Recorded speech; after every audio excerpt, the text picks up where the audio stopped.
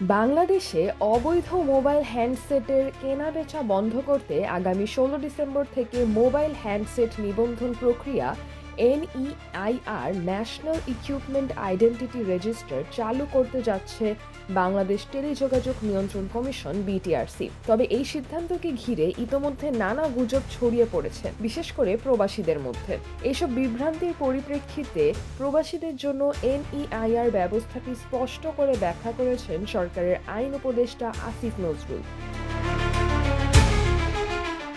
গত ৭ December NEIR ব্যবস্থার সংস্কার সহ বেশ কয়েকটি দাবিতে BTRC ভবন ঘেরাও কর্মসূচি পালন করেন মোবাইল ফোন ব্যবসায়ীরা। সরকারের সিদ্ধান্ত অনুযায়ী ১৬ ডিসেম্বর থেকেই এই ব্যবস্থা কার্যকর হওয়ার কথা। অবৈধ হ্যান্ডসেটের ব্যবহারের লাগাম টানতেই এই উদ্যোগ নেওয়া হয়েছে বলে জানানো হয়েছে।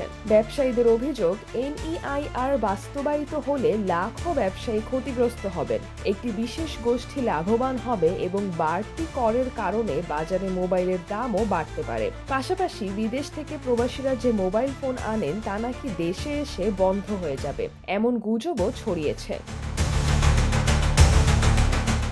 এই বিভ্রান্তি দূর করতে ৮ ডিসেম্বর ফেসবুকে একটি পোস্ট দেন উপদেষ্টা আসিফ নজরুল। তিনি বলেন, অন্তর্বর্তী সরকার কিংবা তাকে নিয়ে মিথ্যাচার নতুন কিছু নয়। সামাজিক যোগাযোগ মাধ্যমের অপপ্রচার চলছে যে প্রবাসীদের প্রতি বৈষম্য করা হচ্ছে, যা সম্পূর্ণ মিথ্যা। তিনি জানান, শেখ হাসিনার সরকারের সময় প্রবাসীরা নিজের ব্যবহৃত ফোনের পাশাপাশি মাত্র একটি নতুন সেট আনতে পারতেন, কিন্তু প্রবাসীদের সুবিধা বাড়াতে বর্তমান সরকার 2টি ফোন আনার অনুমতি দিয়েছে। নিজের ব্যবহৃত সেটের সঙ্গে মোট 3টি ফোন আনা যাবে। 2টির বেশি আনলে অতিরিক্ত সেটের জন্য ট্যাক্স দিতে হবে। এটাই স্বাভাবিক প্রক্রিয়া।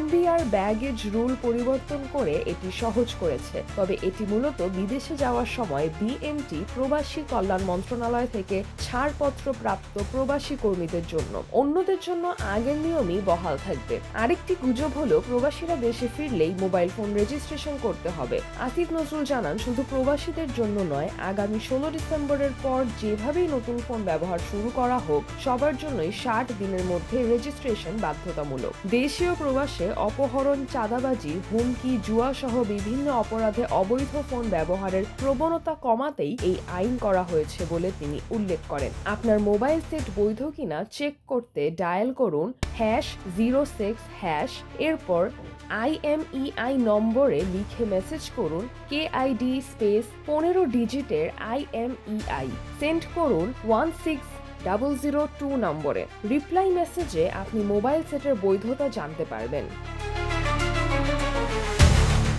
সিদরাতুল আভা, দৈনিক আওয়ার বাংলাদেশ।